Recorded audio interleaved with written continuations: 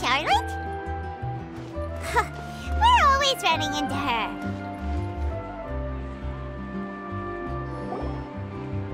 I see. So you believe that this warning letter was sent by the Phantom Weasel? Absolutely. I've said it before and I'll say it again. The Phantom Weasel never acts as you expect. He must have faked his own death 10 years ago using a body double.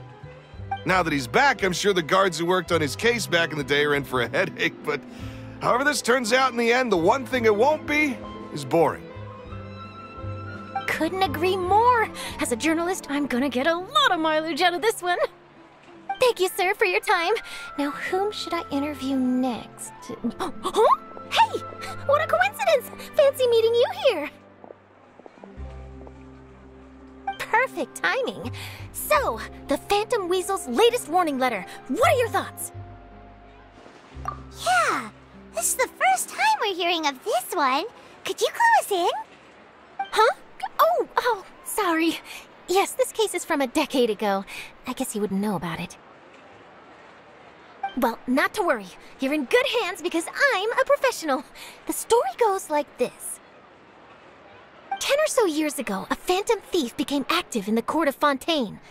Known only as the Weasel, nobody knew his true identity, and the authorities never managed to catch him. Wow, cool! He sounds like one of those mysterious night burglars that you read about in novels. Precisely. Well, except the part where they actually have a good reputation. Our Weasel targeted whatever people held dear, and no one was safe from his predations. He would just as soon steal a necklace from a rich merchant's safe as he would a toy doll given to a commoner child for their birthday. I know. The phantom thieves you read about in novels rob the rich to pay the poor, but this guy did not discriminate. Unsurprisingly, this didn't work wonders for his public reputation. Every man and his dog wanted to see him behind bars. Yeesh. So, did they catch him? Not exactly. There's a good chance that the Weasel would still be at large to this day if it hadn't been for an accident 10 years ago.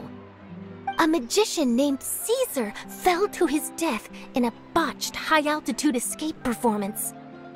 When the police went through his personal effects, they found a hoard of stolen loot and gadgets used for criminal activities.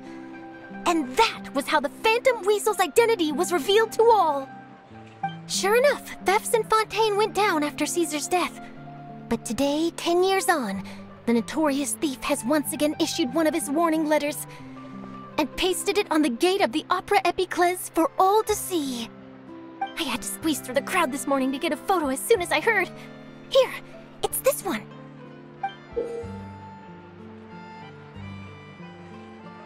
So, this is the warning letter, huh? Let's see what he wrote.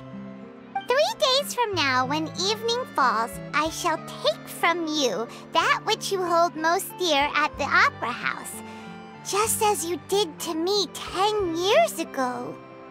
This is, without a doubt, a clear declaration of criminal intent. After years of laying low, the Phantom Weasel is back with a vengeance. What once seemed like an open and shut case has been blown wide open again. But why has he re-emerged now? And what does he want? I sense an epic scoop, and I'm going for it! Uh-oh.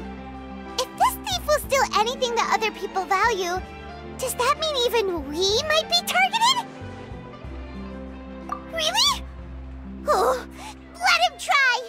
In fact, Paimon's gonna eat all her snacks right now! Let's see what he can do about that! Okay, the people have spoken. It's clear that the public are very concerned about the Phantom Weasel's reappearance. Let's see, I've got a photo of the letter, my interview notes. Yep, that should be enough to form the skeleton of my article. It does feel like something is missing, though. Something exclusive. Who should I interview next? I need someone with a more concrete connection to the Weasel. Is that who I think it is? Lyney! Magic, magician, Caesar! The Phantom Weasel! That's it! Let's go interview Lyney! You see, the original Phantom Thief Caesar was a magician too! And what do Phantom Thieves and magicians have in common? They both have an air of mystery about them. Perhaps there's a connection there. Are you serious? What sort of a deduction is that? Oh, relax! My journalistic instinct tells me that an exclusive news story is beckoning. Let's go! No time for delay!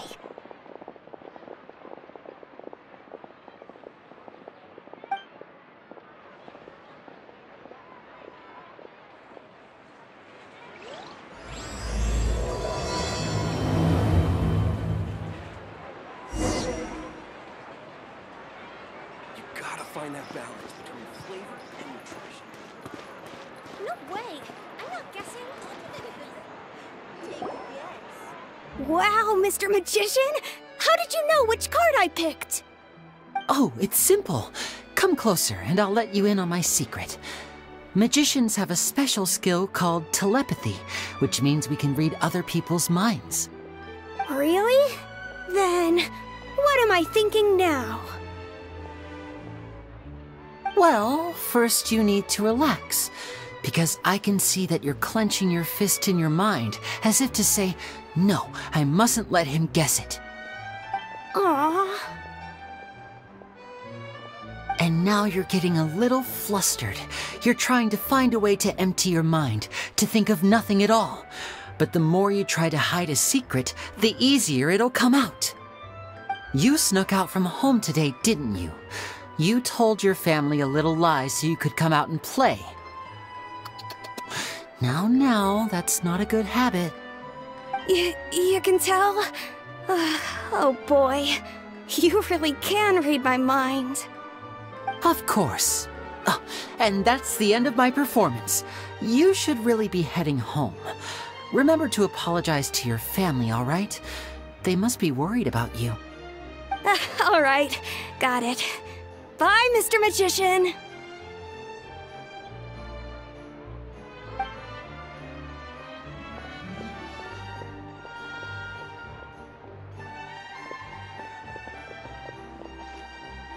Hey, Lyney? Why, hello. We meet again. Are you looking for me? What's the situation? Well, why don't you guess, Mr. Telepathic? Oh, please. You didn't believe that spiel, did you? The power of telepathy is quite beyond me. I'm sure that child would beg to differ. Seemed like you were right on the money. That was nothing more than a little trickery. I made an educated guess based on his micro-expressions. That, plus the fact that he was the only kid here without his parents, and he looked as guilty as sin. He made it easy for me. You guys, on the other hand, let me guess. Don't tell me you're here for the Phantom Weasel, are you? Wow, got it in one! Is this more of your trickery at work? Wait, really? No trickery this time. It was pure luck. His warning letter's been the talk of the town, so I figured that maybe you were asking around about that. Bingo! I plan on writing a column reporting on the latest news about the Phantom Weasel. So, Lyney, what are your thoughts on this infamous thief's reappearance? To be honest, it makes me angry. Angry? Why? You read his letter, right? The Phantom Weasel claims he's planning something in 3 nights' time at the Opera House. That's the night I'll be performing there. Huh. What are the chances? Wait a minute, you don't think he's after you, do you? Well, if he is, then his warning is clearly a direct challenge to me personally. And if he's not, then it's still going to be a huge headache for me. The mere mention of the Weasel's name is enough to scare people off, so once the contents of that letter get out, barely anyone will be showing up to watch my show. But I've been preparing for this for a long time. I'm not about to let him ruin my big day. This leaves me with only one choice. I have to expose the Phantom Weasel's identity before the show begins. Really? So what you're saying is, we might get to see a live duel between a famous magician and an infamous thief? Wow, this has exclusive written all over it! To be honest, I'm not sure if I'll emerge the victor. The Phantom Weasel is a notorious crook, infamous for his inscrutable methods.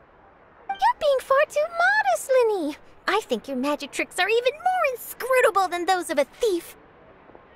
Thanks for the compliment, though I have to say, I don't care much for the comparison.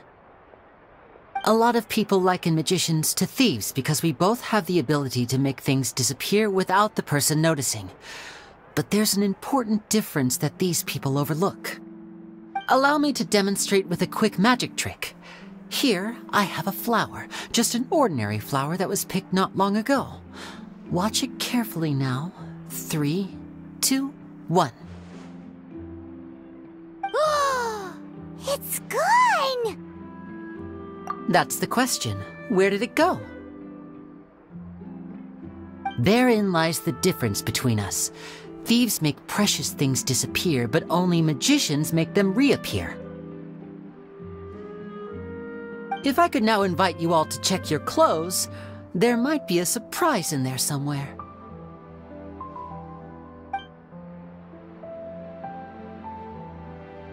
A surprise? Let me see!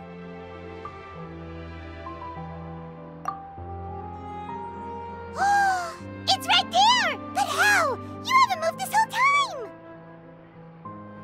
What an outstanding trick! Sorry, Lyney, it seems that my previous praise was woefully inadequate. Clearly, magic is the superior art form to theft. Don't worry, I didn't take offense. I just wanted to take the opportunity to perhaps change some of the preconceived notions you might have about magicians.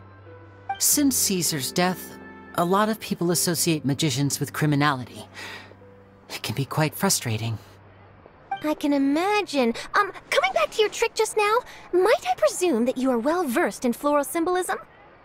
For example, magicians often use rainbow roses in their flower-related performances to represent passion and romantic encounters. But you used a Lumidu spell, which, if I'm not mistaken, allude to separations. I'm curious to know if there was any deeper meaning behind this choice? Impressive knowledge. It's no wonder you're such a successful journalist. But I'm afraid I don't know the first thing about floral symbolism. I'm just in the habit of using Lumidu spells in my magic. It sounds like something I should look into, though. I'll buy myself a copy of Fontaine's Floral Language Facts when I have some time. But it'll have to wait until this Phantom Weasel business is behind us. Well noted. In that case, this brings us to the end of our interview. I, for one, am looking forward to the final showdown between you and the thief. Please feel free to get in touch to update me on any further developments. Otherwise, I will of course see you at your show in 3 days' time, but let's hope the Phantom Weasel is caught by then. If there's nothing else, I'll be off. You've given me lots to work with here, and I've got no time to lose if I want to write that exclusive piece. I'll see you all later.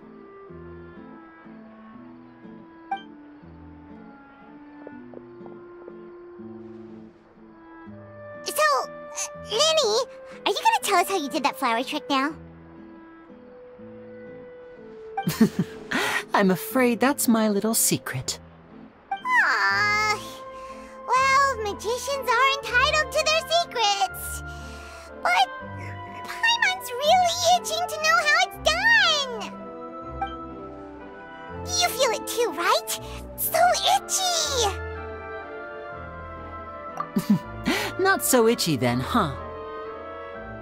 Well, since you're so concerned, how would you like to serve as my temporary magician's assistants and help me investigate?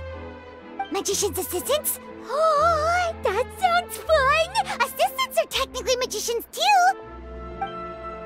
Also, it'll bring us one step closer to figuring out how that darn trick is done! Shall we go for it? Excellent. Thank you for putting your trust in moi. The first thing we need to look into is who Caesar really was. If he truly was the Phantom Weasel, that means that the Weasel is dead, and whoever wrote this warning letter is just a copycat criminal. But if he wasn't the Weasel? Well, that'll make things more interesting. It would mean that the Weasel lives, and he's been laying low all this time in some corner of Fontaine. And if we're investigating Caesar, his fiancée Gemma is a good place to start. Word is that she visits the cemetery often, so I asked Lynette to wait for her there. We should make a move. Let's go and rendezvous with Lynette.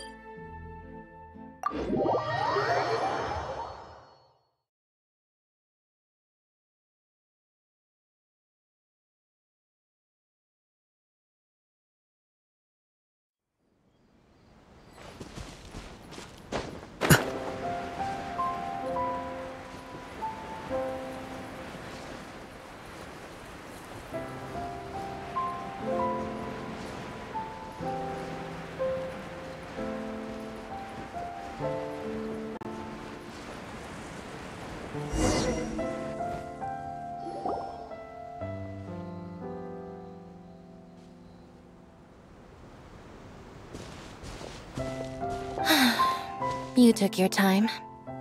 Sorry, I bumped into the Traveler and Charlotte en route, and we ended up chatting for a while. It's been a while, Lynette. We're working as Lyney's temporary assistants in the investigation of the Phantom Weasel. Thank you. It's good to have you helping. So, what's the situation? Have you seen Gemma? Nope. I've been here a while, and she still hasn't shown up. How bizarre. Maybe it was bad intel. Well, we won't get anywhere by standing around waiting. Traveler, Paimon, let's go ask around.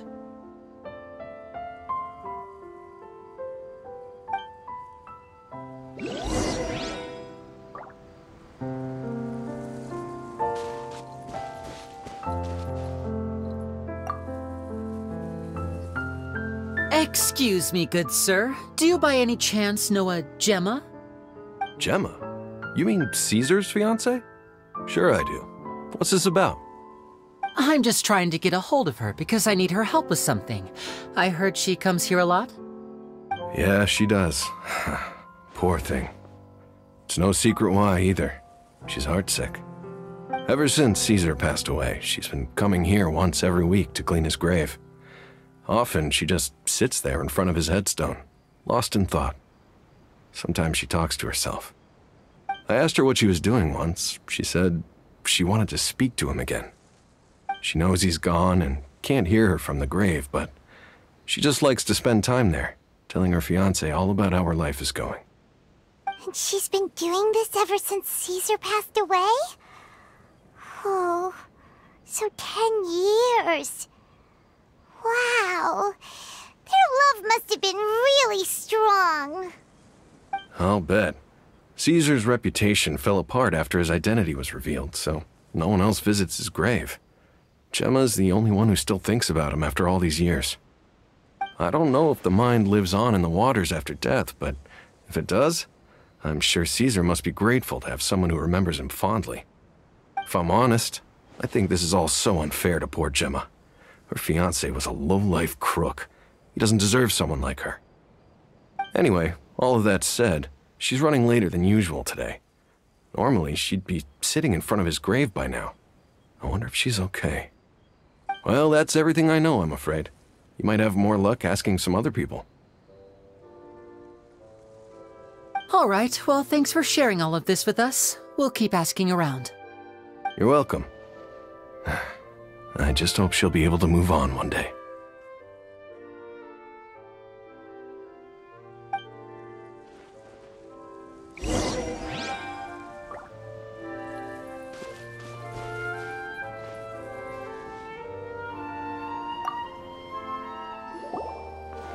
Did you hear the news? They're saying the Phantom Weasel's back. You're kidding. Wait, isn't he dead? I don't know anymore. All sorts of news flying around nowadays. I can never tell what's true and what isn't. But what if, just hypothetically, I mean, what if this weasel's the real deal and Caesar was framed? Called it. Seriously, 10 years ago, on the day it all went down, I said to myself, you know what? This guy's been set up. The Caesar I knew was a good guy. He gave balloons to children on the street, for Pete's sake. What, are we supposed to believe that he was a balloon thief or something? Give me a break. Oh, please. Weren't you the one cursing his name to high heaven when the police announced the news? You were all, that gosh darn lousy son of a, you think you know a guy, or words to that effect. Wait, did I say that? I don't seem to recall.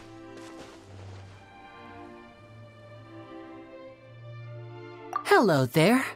Sorry for disturbing you, but I couldn't help but notice you were discussing the Phantom Weasel. We're actually quite interested in this topic as well, but we're struggling to get to the bottom of it. Do you think you could spare a moment to tell us a little bit about Caesar? You've come to the right people. Yep, I was there. Back when Caesar used to perform magic tricks on the street. He was a great magician. The best trick I ever saw him do was pop a transparent balloon, only for a whole bunch of doves to fly out from the inside. I was right up close and didn't blink or look away once. But for the life of me, I still don't have the faintest clue how he pulled it off. Really incredible stuff. I saw him perform too. He always used to bring some gifts along for the kids who came to watch his show, and he'd hand them out after he was done. Sometimes, he even got the kids to write their wishes down, and then he'd make the items on the wish list appear in his next show. Huh. He doesn't sound like such a bad guy. But after he died, there were also rumors that he used the wish list to find out what was precious to people, with the intent to steal it later. As I'm sure you know, the Phantom Weasel would steal just about anything from anyone. Whatever the case, now that the Weasel is back, Caesar's become a hot topic once more. I bet Gemma must be pleased. If Caesar's name gets cleared, maybe it'll finally give her some solace after all this time. No, speak of the devil. That's her over there. If you've got any more questions about Caesar, she's definitely the one to ask.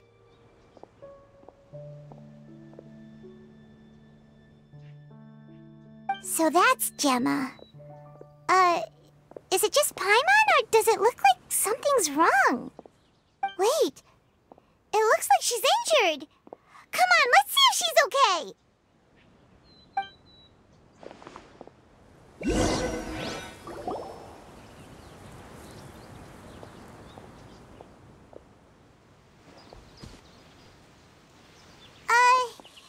Hi there.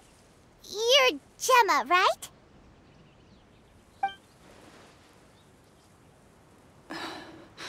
Who's asking? Don't be afraid, we mean no harm. It looks like you're injured. How bad is it? Thanks for your concern, but you didn't answer my question. Who are you, and what do you want with me? My name is Lyney, and this is my sister Lynette.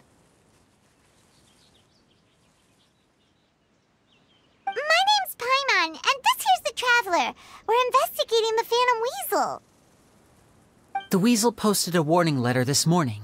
If he still lives, that means that Caesar was falsely accused. You knew Caesar better than anyone else. So if you're willing, we'd love to hear what you think about all this. I promise you can trust us. We won't hurt you. In fact, we'll do all we can to keep you safe. I never believed that he was the Weasel. Huh. I suspected as much. Okay, so going back 10 years, do you remember anything strange in the weeks leading up to the accident? Did Caesar have a falling out with anyone, for instance? No, not that I know of. Got it. All right, sorry for disturbing you. If you don't have any more questions, please leave. I want to be alone with him.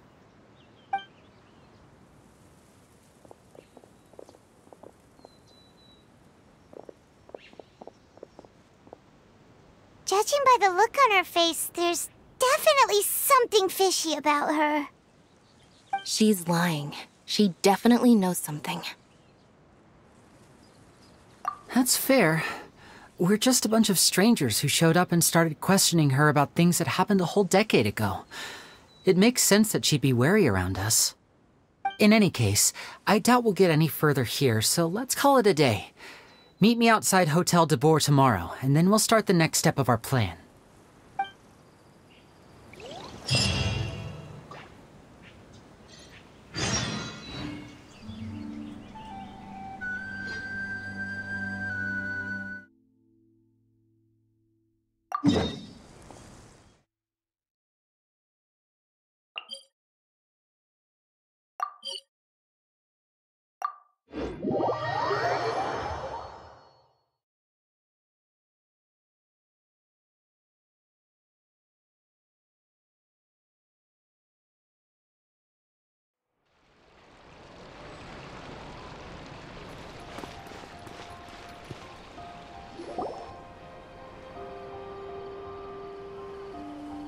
Over here.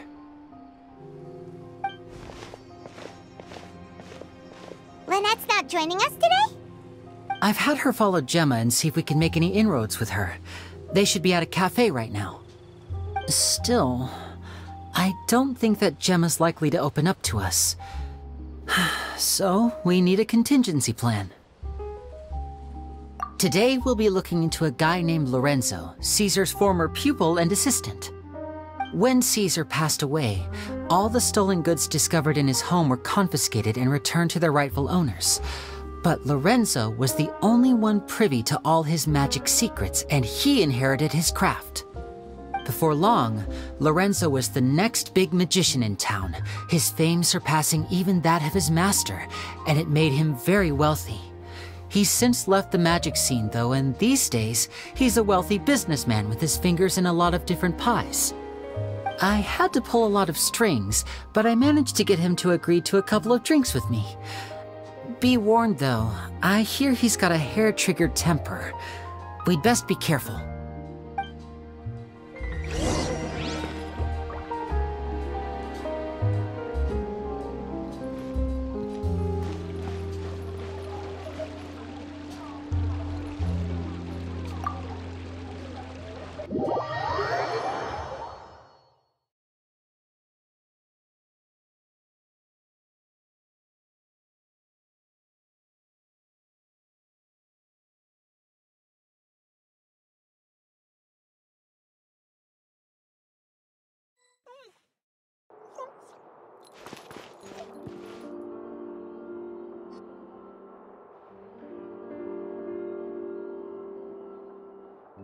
You neglected to mention that you were bringing 2 other people with you. My apologies. These 2 are my assistants. When they heard that I was meeting with the former magic maestro himself, they begged and pleaded with me to bring them along.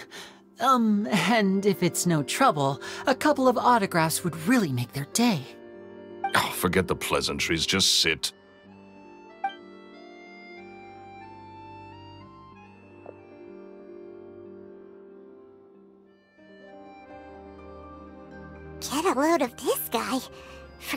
pleasantries, he says, but he looks pretty happy about Lyney stroking his ego. I only agreed to meet since we're both magicians. Do me a favor and cut to the chase. I have more important things to do than drinking. Much obliged, sir. As it happens, the matter I want to address is also related to magic. Yesterday morning, a warning letter from the Phantom Weasel appeared on the entrance to the Opera House. He claims to be planning something for the same evening that I'm scheduled to do a magic show there. As such, I believe that I may well be his target. I have to get to the bottom of this to ensure that my show can go ahead as planned. Naturally, any investigation into the Weasel starts with a few questions about Caesar, who... What is there to investigate? Caesar was the Weasel and he's been dead for 10 years. So what if some sick creep thought it'd be funny to write a warning letter? It changes nothing. Are you trying to tell me you actually bought it? Please, sir, no need to get so worked up. I do concede that a copycat is but one possibility. Possibility? It's a fact, Lyney. Look, my patience is limited, so listen carefully while I'm still willing to put up with you. The Weasel is dead. Period. Everyone knows that, so do yourself a favor and quit this investigation. It'll lead you nowhere. Look, if this affects your magic show in any way, I will personally compensate you for any losses. Oh, sir, I'm honored, really. But this isn't about finances for me. My pride as a magician is what's at stake here, Lorenzo. Copycat or not, this person has thrown me the gauntlet, and I must meet their challenge head-on. Your pride? Don't mince words with me, boy. Just tell me, what exactly are you seeking to do? I want to find out the Phantom Weasel's true identity. I have to know for myself what really happened 10 years ago. What would that accomplish? And what do the events of 10 years ago have to do with you, anyway? Look, you of all people should know that a magician never reveals their secrets. And in any case, dead men don't talk. So if you really care about your magician's pride, then you'll forget about Caesar and move on. Uh-oh. This is getting awkward. Lorenzo? Is that? Oh, it is you! I know that big, booming voice anywhere. What's up, my man? Want to grab a drink with me? Another day, I'm busy. Oh, come on. You can't be all business all the time. You know what they say? Live fast, die young.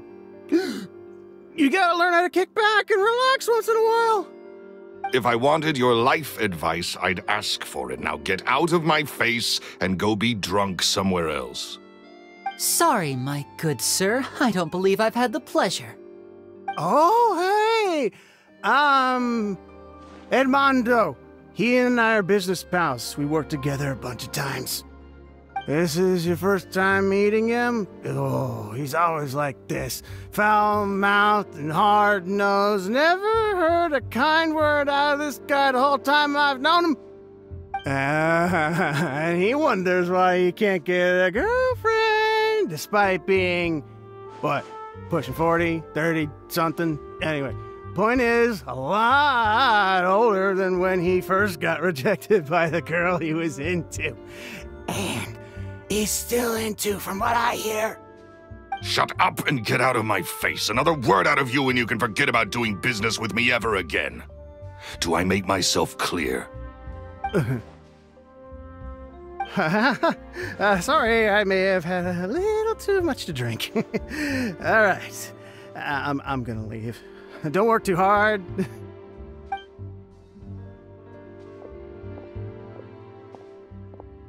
I think it's high time I made a move as well. If you really want to investigate this, Lyney, be my guest. But if nothing good comes of it, don't say I didn't warn you.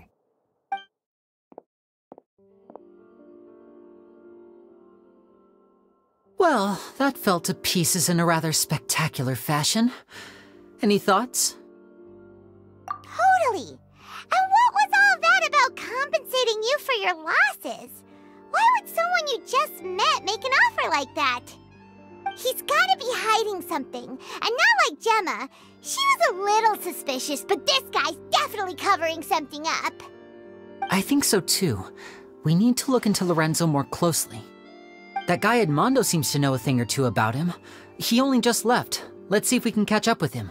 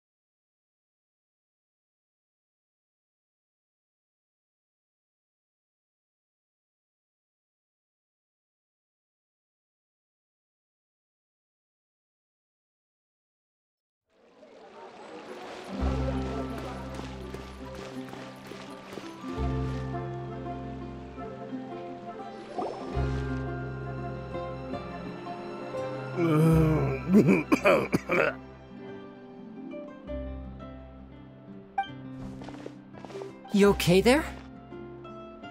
Who are you? Oh, it's you guys. Don't worry about me. I must have had one too many. I just need to ride it out. I said way too much back there, didn't I? Yeah, I nearly talked myself into complete financial ruin. Note to self, no more drunken chats when Lorenzo's around. So, he was serious about threatening to cut you off? Ugh, Paimon knew he was a bad egg! Hey! Keep your voice down. Don't go prying into Lorenzo's personal affairs. Bad things happen to people who ask too many questions, or make an enemy out of him. What kind of bad things? Don't even ask. I'm sorry, I'm gonna have to cut this conversation short. I'm not crossing that line again. And take it from me, trouble with Lorenzo is one thing you don't need in your life. You saw him flare up back there. I don't know what you said to him, but clearly it touched a nerve. That's not a good sign. You're too young for this. Don't get in over your head. I'm leaving.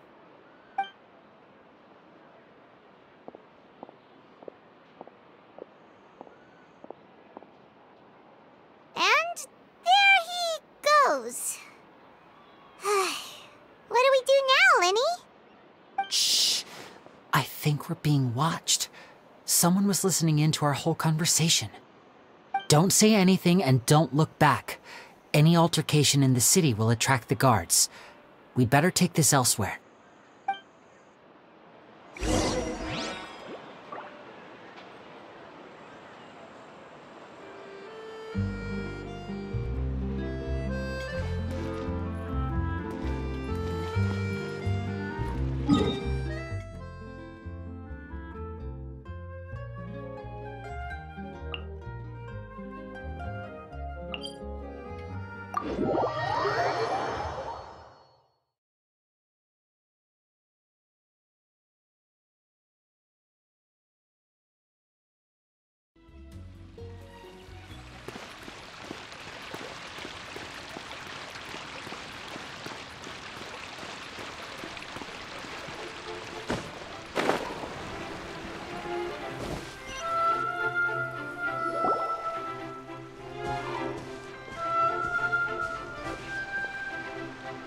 You followed us a long way. Why don't you come out and introduce yourselves? So you're Lyney. And where's your sister? Ain't she with you today? Save us the trouble and go fetch her for us. Let's not drag this out. Paimon doesn't like the tone of your voice, mister! Who sent you, huh? Save your questions, missy. You ain't gonna need answers where you're going. Capiche? Looks like we can't avoid this fight. Now, I'm not the strongest fighter, so I hope you're ready to back me up. Don't worry, we got this!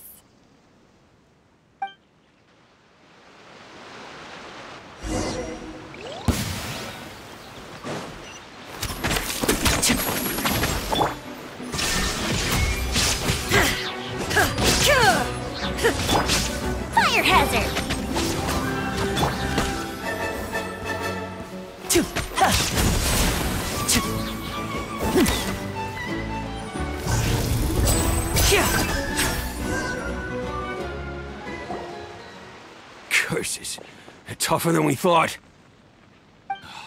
Vision wielders are always trouble. Intimidation ain't gonna work like it did on the lady. Come on, let's scram! Hey, wise guys! We ain't through with you yet! Oh, they got away! Did you catch what they said just before they left? Something about intimidating someone else. Sounds like they just wanted to rough us up as a scare tactic, and they've already done it to someone else, but who? You're right. She was injured when we saw her yesterday, and she acted like she had something to hide. Maybe she was too scared to tell us the truth because those guys had threatened her. Well, if that's the case, she should be more willing to open up to us once she learns that those thugs won't be bothering her anymore. Let's head back to the cafe and see if we can get any information from her.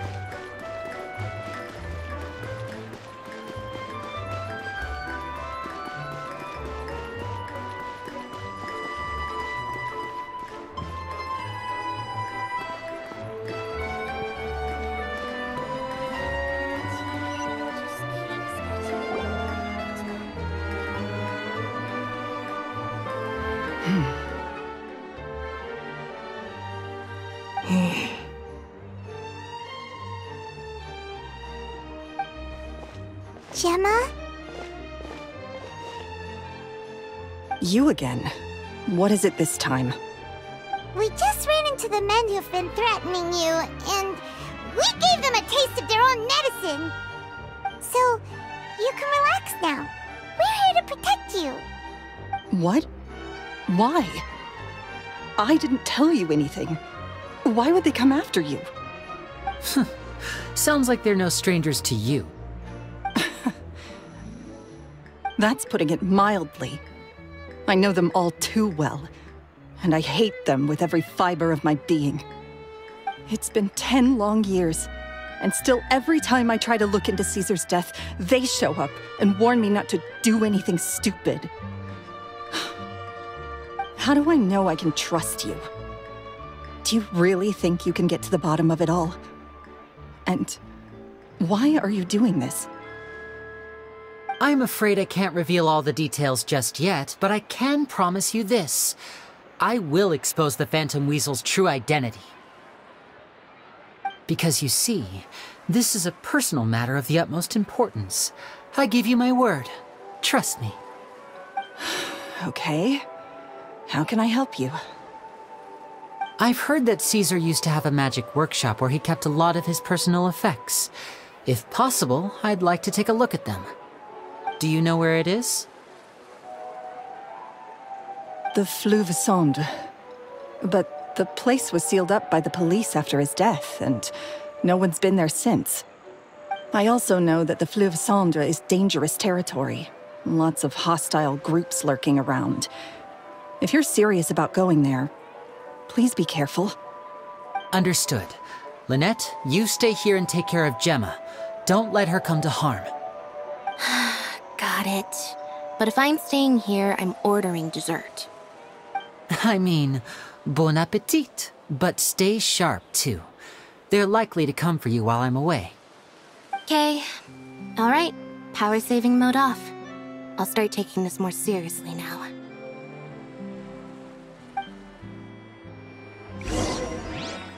This coffee smells as good as ever.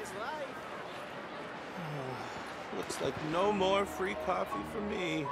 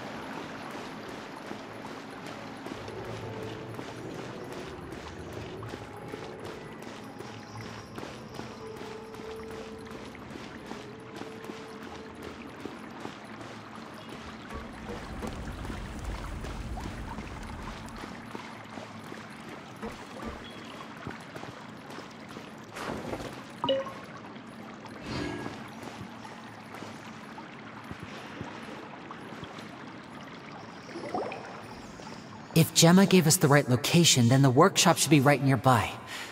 Huh. Looks like these boxes are blocking the entrance. Let's shift them away first. There we go. It should be just down here.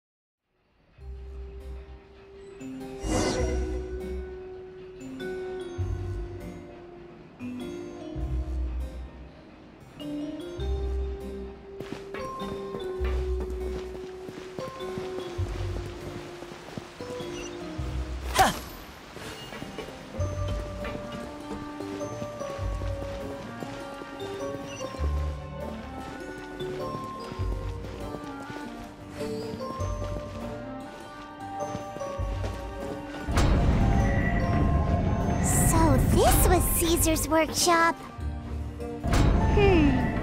Nothing suspicious here, just normal magic props.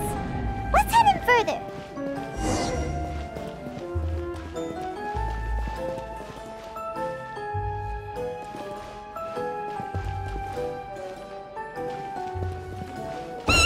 What was that?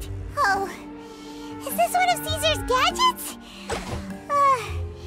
Guess we must have triggered some sort of device.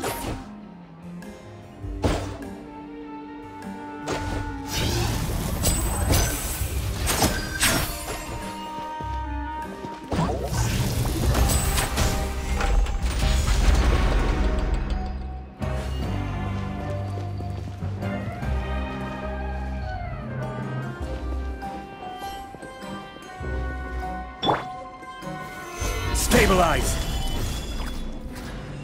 Inazuma shines eternal! Whoa. Look! The doll in the box is glowing!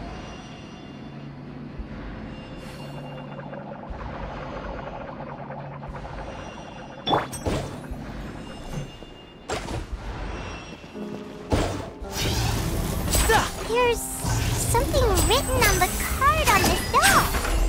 Let's take a closer look.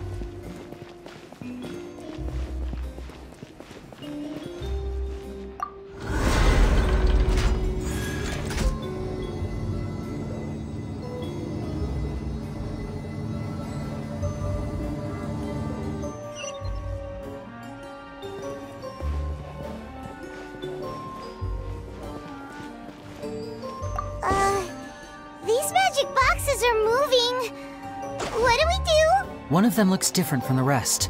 Let's investigate.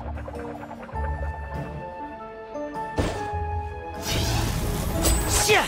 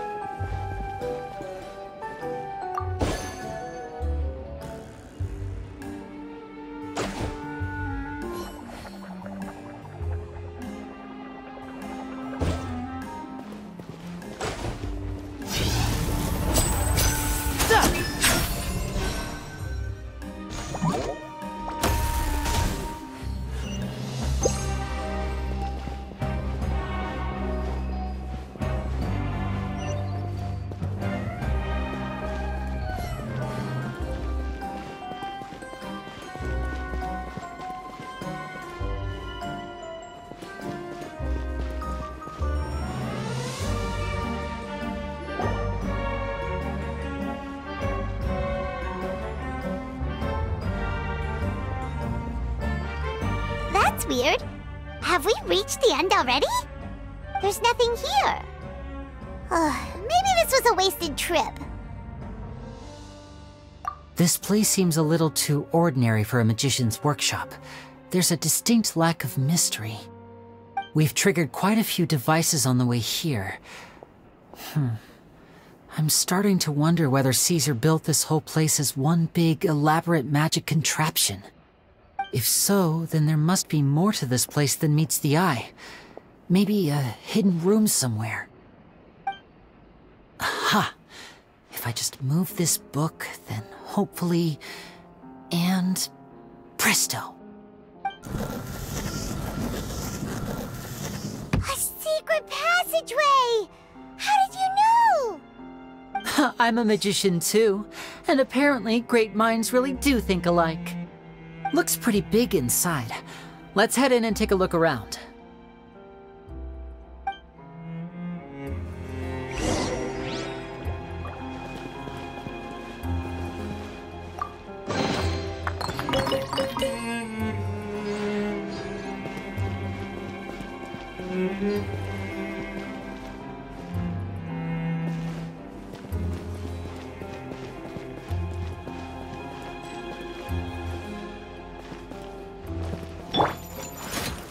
Gather!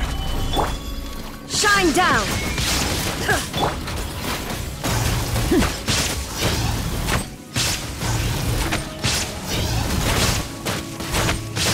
And voila! Shia! Here!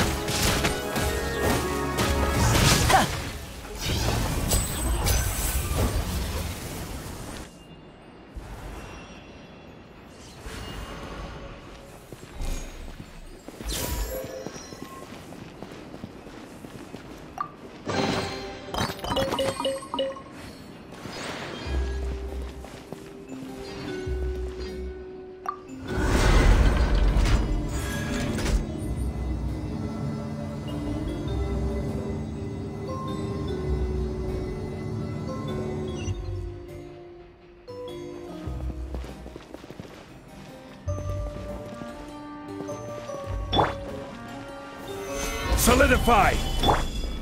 There is no escape! Step right up!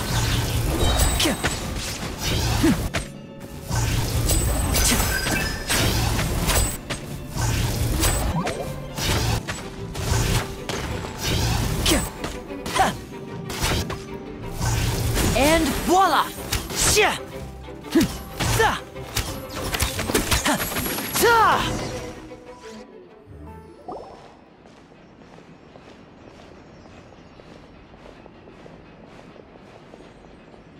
Why have you stopped, Lyney?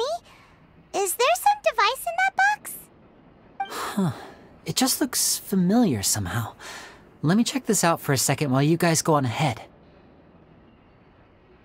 If anyone makes a major discovery, let's rendezvous here. All right, see you in a bit!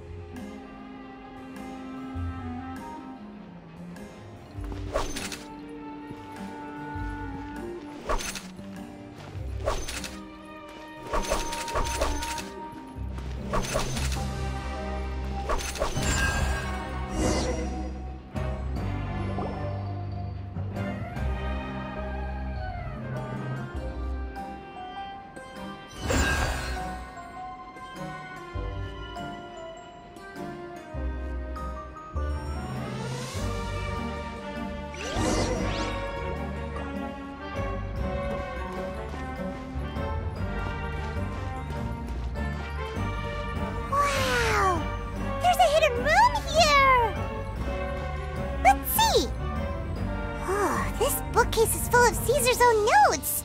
He wrote a lot about the principles of magic. Whew. Much too advanced for Paimon. Hey, look! Is that Caesar's diary on the table?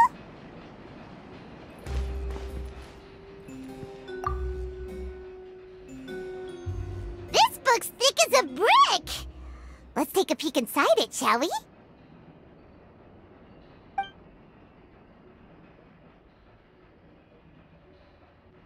At one of my shows a few days ago, a child asked me how I pulled candy out of my hat. As a joke, I told the kid that the hat has a built-in wish-granting machine. Next thing I know, today a whole bunch of kids were pestering me to pull all sorts of things out of the hat. So I told them another white lie. The machine needs time to power up, but in the meantime, you can write your wishes down. Well, they took me up on that offer, enthusiastically. As I write this, I've only just got back from running around all over town, buying the things they wanted. Boy, are my legs sore.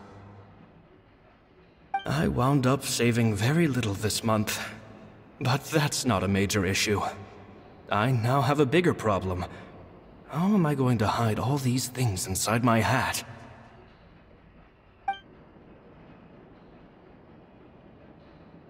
Two children came to talk to me after today's show.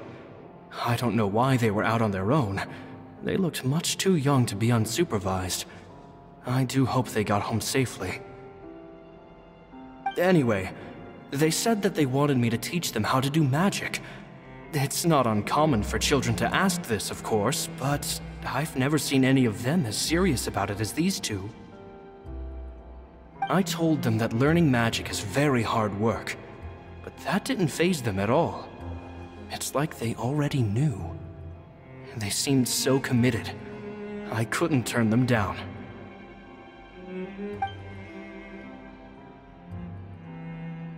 It seems like something's bothering Lorenzo lately, but he won't open up to me about it. Surely he's not upset that I agreed to teach those two children. I'll have to talk him around. I have a good feeling about those kids. They're naturally talented, and it seems like they're not new to the world of magic. They have all sorts of fantastic ideas. All I'm really doing is helping them develop a more professional standard training plan.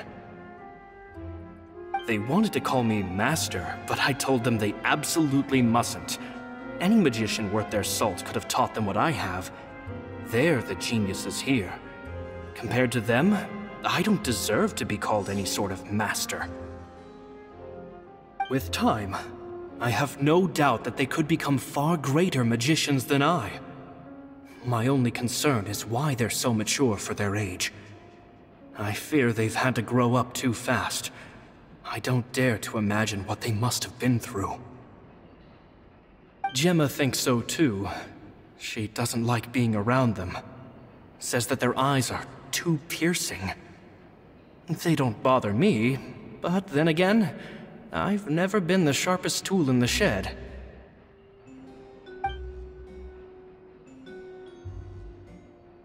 It's nearly time for me to go on tour. I asked the two kids if they'd like to come with me, but they shook their heads. I once overheard them talking about their father and their mission. Sounds like their parents have other plans for them. I guess we'll be parting ways soon. It's only been 10 days since I first met them, but I think that I've gotten a feel for their personalities now. They're very tough, but also very cautious, and they trust no one but each other. This, I fear, is not a good habit to have. They hide things from me too. For example, when I asked them where they live and why they wanted to learn magic, they lied.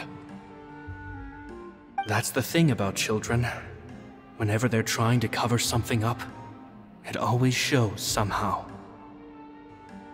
I can sense that their lives have been hard, possibly even dangerous too. They're not like other children. It's a shame that I can't do more to help them. After thinking things over, I decided to tell them a bit about how I see the world. It's full of lies and falsehoods, and that is why we must find our own truth. P.S. I hope they won't find my nagging annoying. Children are so opinionated nowadays. Will it do them more harm than good for someone they've only known 10 days to lecture them like that? P.P.S. Maybe I'm overthinking this.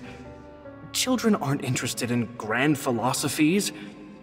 It probably just went in one ear and out the other. I bet they've already forgotten every word I said. Oh, Caesar, Caesar. Just mind your own business next time.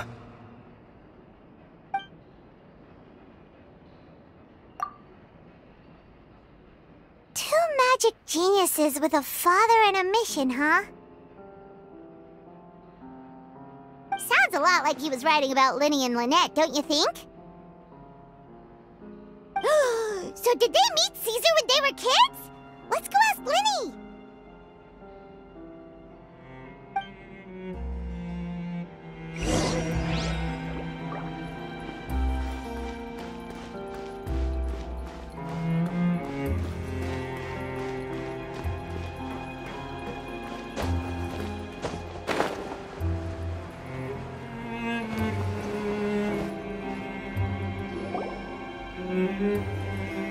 Lyney?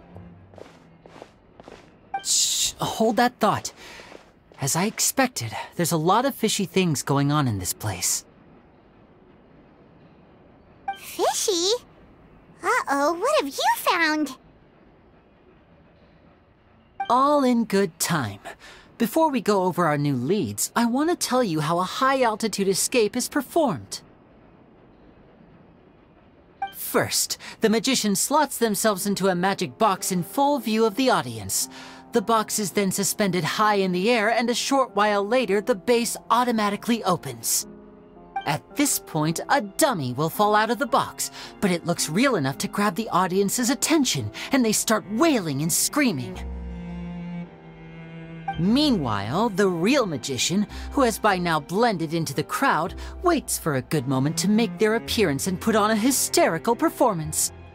Oh no! Is that me? Did I just fall to my death? Very vivid description. Paimon can really picture it. And then what? The audience's gaze then turns to the magician, and by the time they realize what's happened, the dummy has vanished, as if everything that just happened was some sort of shared illusion. Of course, that's just how I think the process should work, theoretically speaking. The inventor of this trick never performed it successfully. When the box opened, Caesar was the one who fell out, and not the dummy. He fell right to the ground from the highest point of the opera house. No one could hope to survive that fall, not without a vision at least. And no one else has ever attempted this trick since. My understanding of how it works is just based on what I could gather from his notes and the relevant gadgets here in his workshop. So Caesar's famous high-altitude escape has never been done, huh? Paimon was about to say how cool it would have been to see it in person, but if it's that dangerous, it's probably for the best that no one else tries to do it. Wait a second. So if a dummy's supposed to drop out of the box, then where does the real magician go? How does he get out? Glad you asked. That brings us to the secret of said box.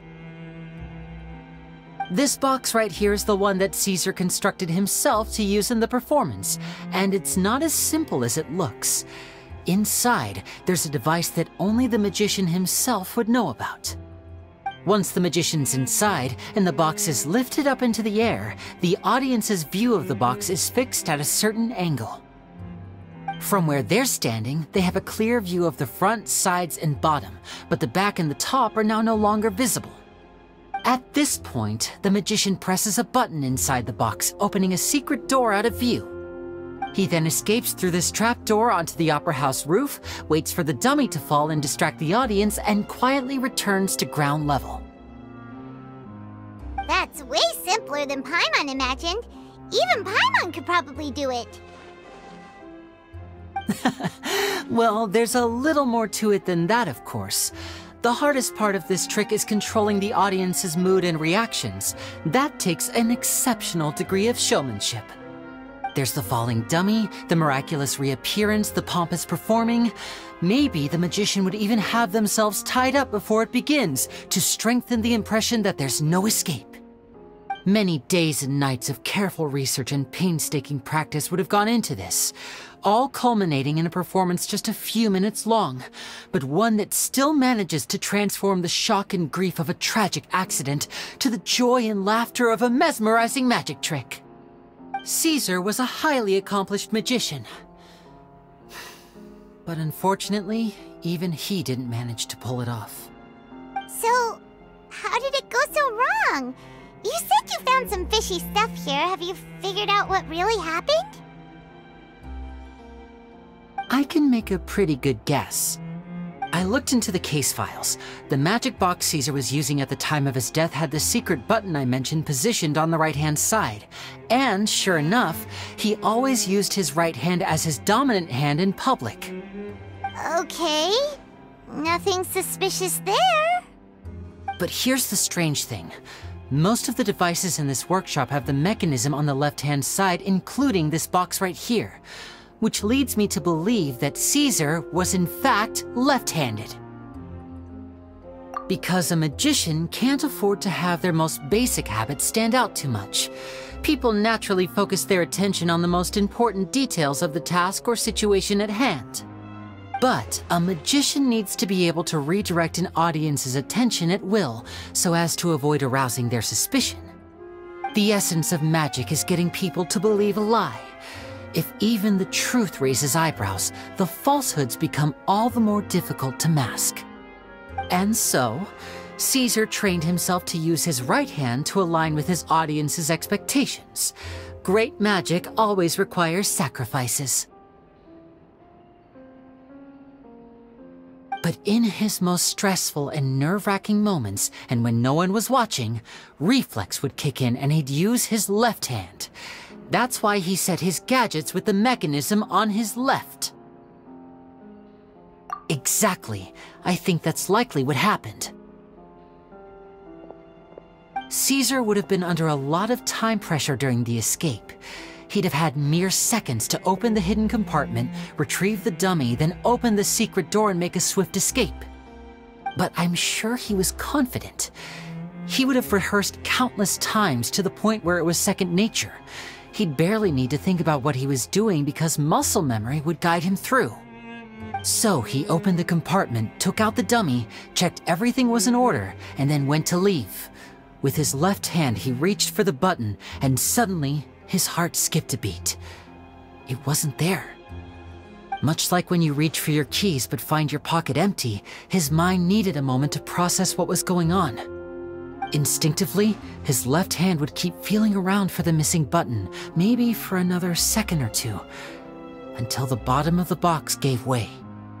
With the stakes being as high as they were, just a 2-second delay cost him everything.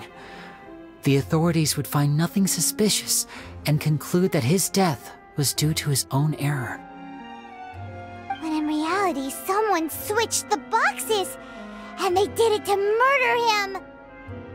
But how would they be able to make the switch without being noticed?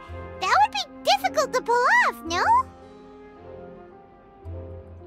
It would have to have been someone who knew that he was left-handed, and who could move his props around without arousing suspicion. Someone who was always by his side. Isn't that right, Lorenzo? You just couldn't let sleeping dogs lie, could you? There's not a lot of people who'd go to all this trouble for some magician who died 10 years ago. I didn't want to have to do this, you know. Silencing you the hard way just creates more problems for me to deal with. But I gave you your chance.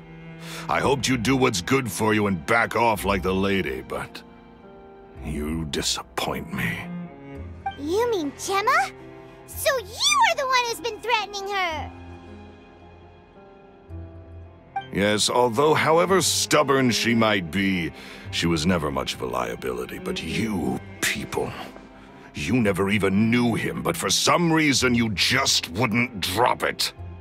Which is why you can't leave this place alive. Take them out, and make it quick. Do your worst!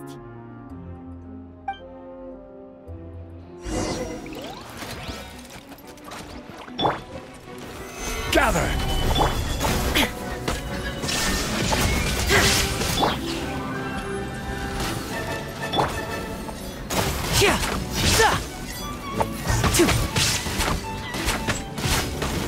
Now disappear!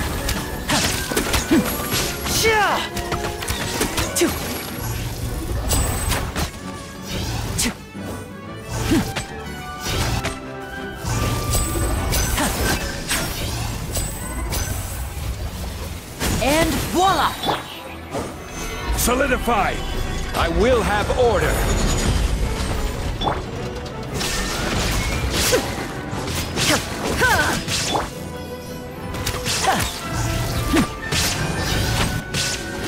Now disappear!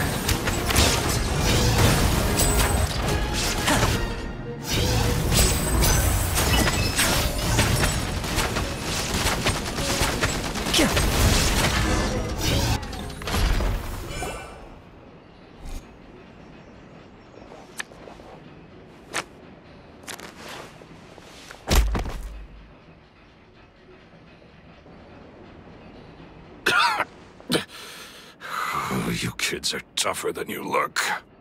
Had enough yet, Lorenzo? Your cronies can't help you now. I think it's high time you started talking, and what I'd really like to know is, why did you murder Caesar?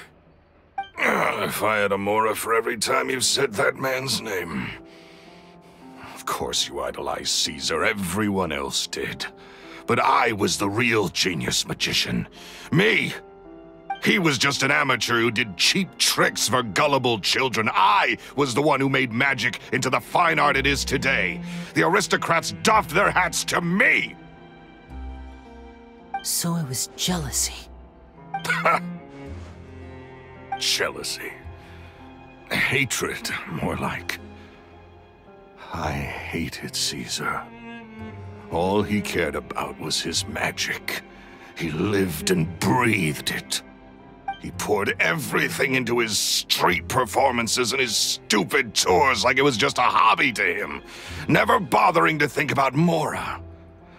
What sort of fool devotes their life to the art of deception and never has a Mora to show for it? But the people loved him, didn't they? Oh, how they looked up to him. No one gave me a second look. All I ever heard was, "Oh, your master's amazing, isn't he?" Amazing. Yeah, so amazing that he was completely broke. Every other apprentice was living it up at their master's expense, but no, not me. I put in all the work, mastered all the skills, and it brought me nothing more than the life I already had. He forbade me from using magic to trick people out of their mora. There was nothing he hated more than that. And with his reputation in Fontaine, it was too risky for me to go it alone.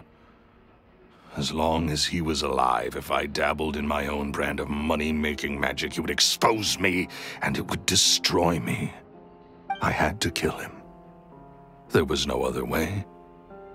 He had to go. And this was your only motive? It was reason enough. What other motive would I need? Well, I was under the impression that there might have been other factors at play. For instance, maybe you were in love with Gemma, but she was engaged to Caesar. In love with Gemma? Don't be ridiculous. Guess I was wrong about that then. Next question. Are you the Phantom Weasel? I am. Caesar was so strict with me. He insisted that his way was the right way, that the sole purpose of magic was to bring joy to the world. I never bought into any of that. I was more interested in the practical value of magic. Sure enough, it helped me fill my pockets with all kinds of valuable treasures. Oh, yeah! Charlotte told us that the weasel would steal whatever people valued, no matter how much it was worth. That's just how it looked from the outside. What would any thief want with second-rate loot? I've only ever targeted high-value items. I stole cheap things as a way of practicing my craft.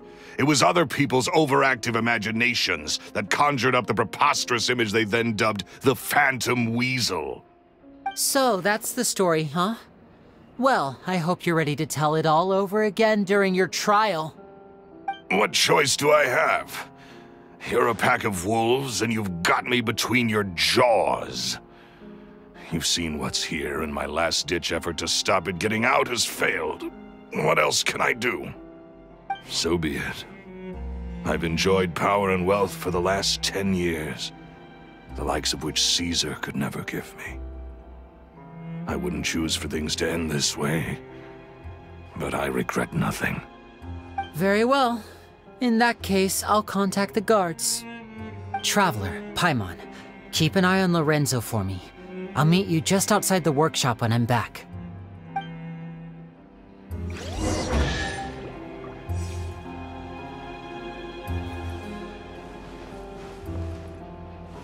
At least I can finally stop looking over my shoulder now.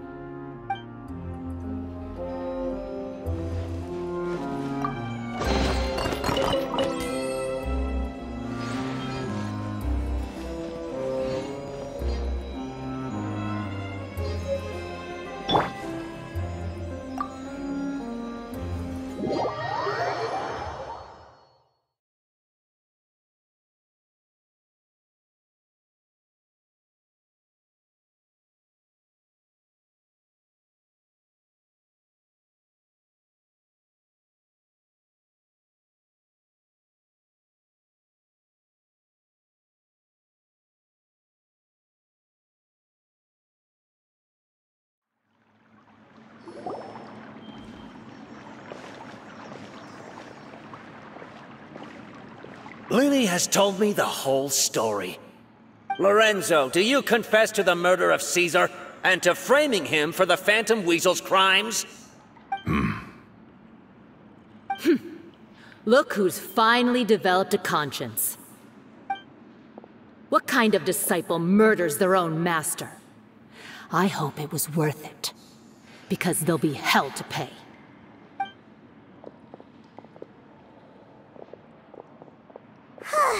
Looks like it's all over. What should we do next, Lyney? Should we start preparing for your show? Let me think. Let's rendezvous with Lynette and Gemma first. With Lorenzo in custody, Gemma will no longer have to fear for her safety. Good point! We should go tell Gemma the good news right away! It'll give her some peace of mind for sure!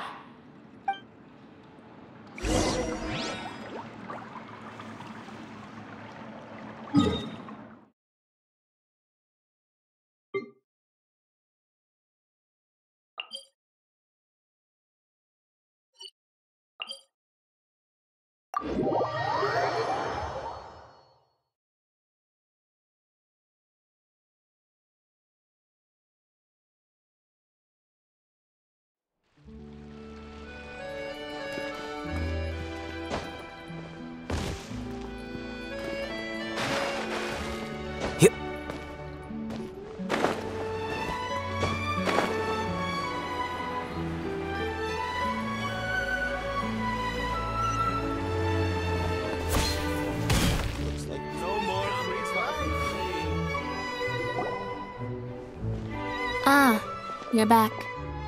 You were so quick. I've only just finished my third dessert. Your third? Lynette, come on, we've talked about this. Everything in moderation. You're not gonna have any room left for dinner now. It's fine. I'll shift to exercise mode and jog off the excess sugar. That's besides the point. Well, it's done now, but try to eat a more balanced diet in the future. Point taken. Did everything go okay? Of course! Lorenzo was no match for us. The guards are taking him into custody as we speak. Gosh, that's amazing. I'm sorry, I still didn't know if I could trust you, but now it seems I can. I had my suspicions about Lorenzo, but It's okay, we understand. He did threaten you. Paimon would find it hard to trust strangers in your position too. But you don't need to be scared anymore. Everything's gonna be okay. Sorry.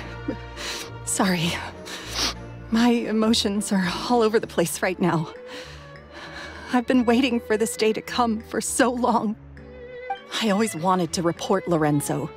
He took all of Caesar's property, which I found suspicious, but I had people watching me all the time, so I couldn't risk looking into it. I was so afraid. I was scared he'd do something terrible to me, and then no one would be left to visit Caesar's grave. So I never had the courage to speak out. Thank you all. Truly. Thank you so much.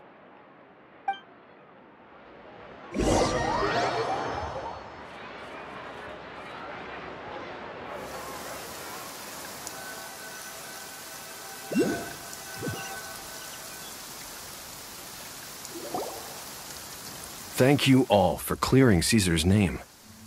I never would have guessed that Lorenzo was the real Phantom Weasel.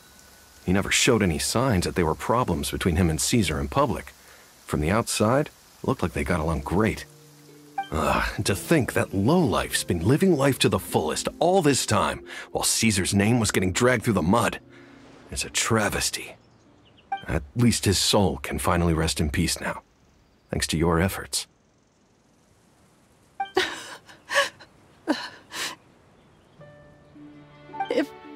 If only I'd realized before it was too late. Don't blame yourself, Gemma. This isn't your fault.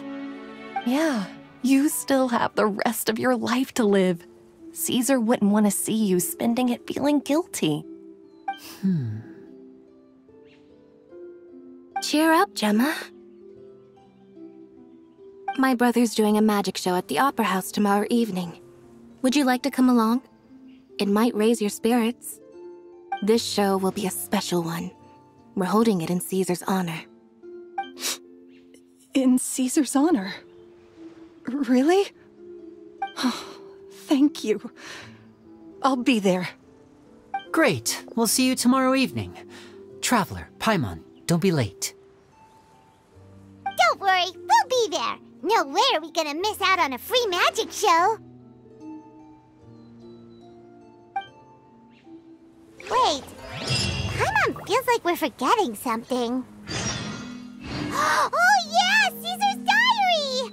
We never found out if the two kids Caesar taught magic to were Lyney and Lynette or not. Lyney changed the topic back in the workshop, so we didn't get a chance to bring it up. Oh well, guess we'll just have to ask Lyney tomorrow evening. Have to reject them all. Wait. Huh?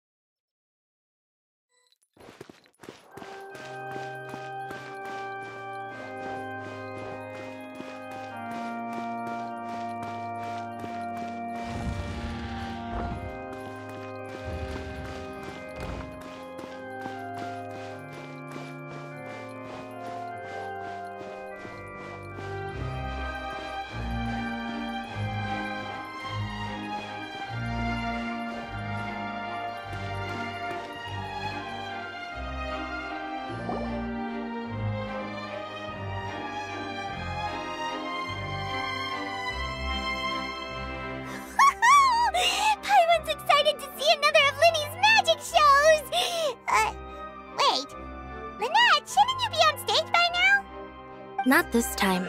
My brother's going solo today. So, I'll be watching with you. Good evening, ladies and gentlemen. I hope everybody's ready because the show is about to begin. The great magician Lyney has prepared a spectacular show for us all tonight, concluding with an all-new grand finale that no audience has ever seen before. Wow! A new trick! Thank you all so much for coming. Now, prepare to join me on a journey through the mystical and miraculous.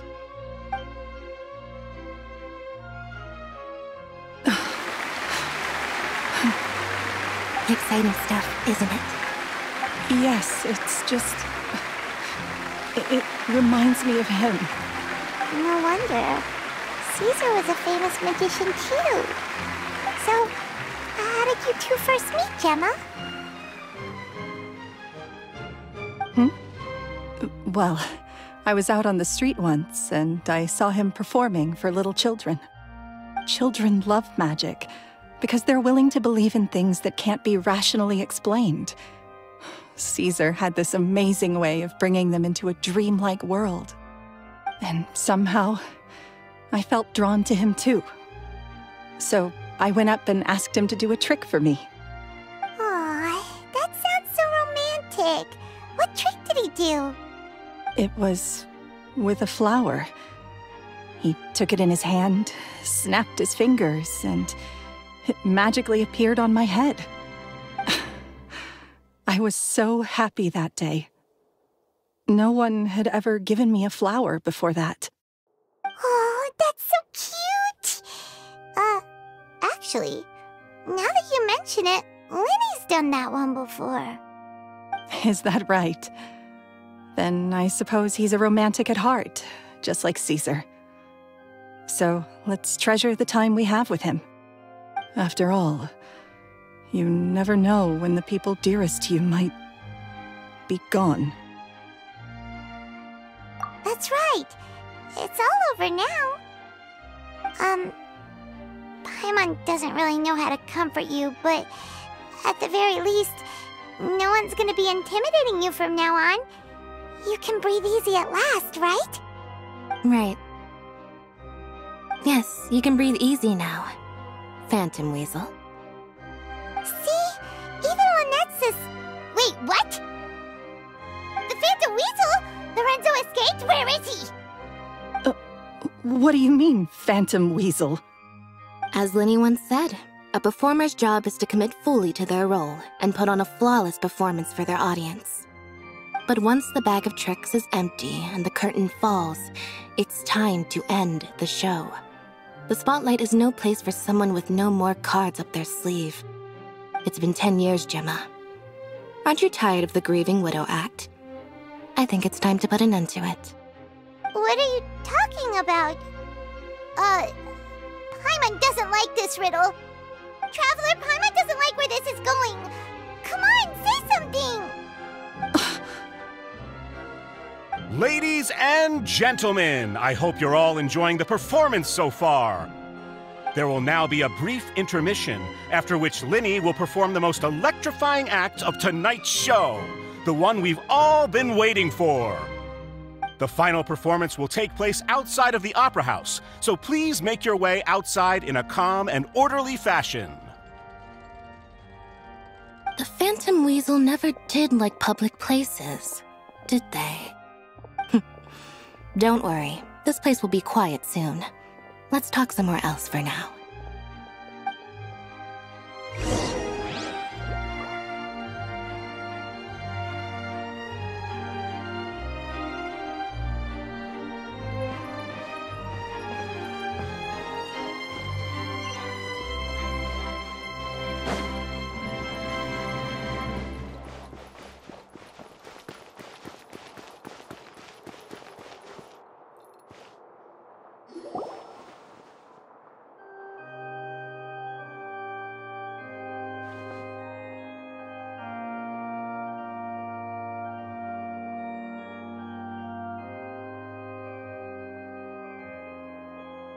Dear me, this is awkward, isn't it?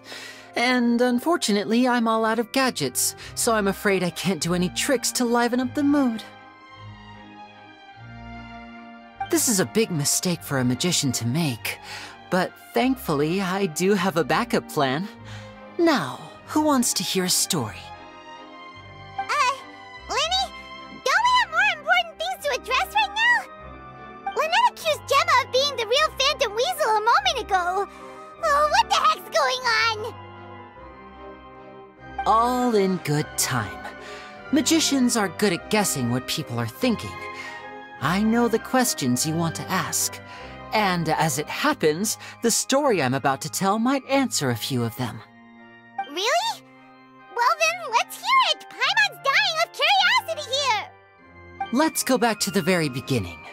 A decade ago, when the Phantom Weasel was terrorizing the court of Fontaine. She never missed a target, never left a trace, and no treasure was safe from her thieving hands. But as her infamy grew, so did the readiness of the police, and her opportunities to act became ever fewer. Every day, she ran the risk of being exposed for who she was. Of course, she could not simply take this lying down, and before long, she found her ticket to freedom. She would create a scapegoat, a false weasel to close the chapter on her behalf. After weighing her options, she set her sights on a renowned magician, Caesar. After all, magic and theft shared enough similarities for people to buy the story when the truth came out. So then what? Being the master deceiver she was, the weasel easily earned Caesar's trust. Now all that remained was to frame him for her countless crimes. But as she was considering how to make her move, she noticed Caesar's aggrieved pupil, and a new thought entered her mind. Maybe I don't need to get my hands dirty after all. At her encouragement, Lorenzo tampered with Caesar's magic box, causing him to fall to his death. Afterwards, Lorenzo seized his master's property, and the weasel set about tarnishing Caesar's reputation. Two co-conspirators committed the perfect crime.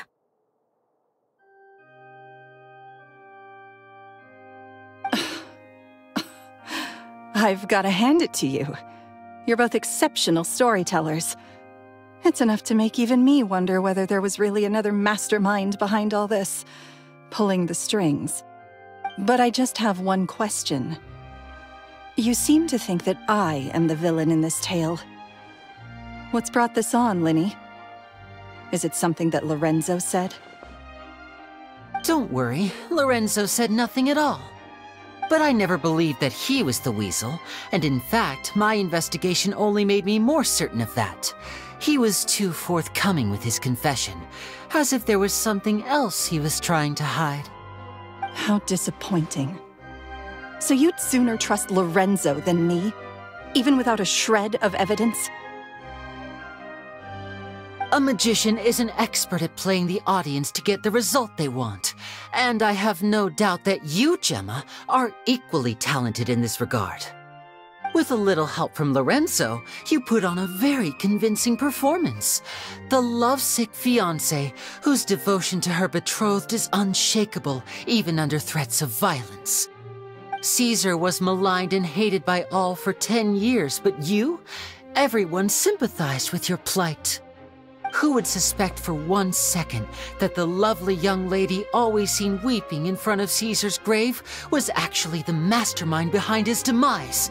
No, not that poor lady. Perish the thought.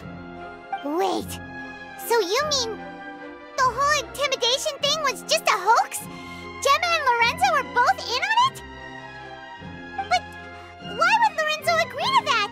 And why didn't he sell her out even at the end instead of admitting to being the weasel himself? Yes, why indeed? Maybe Gemma herself could enlighten us on that question.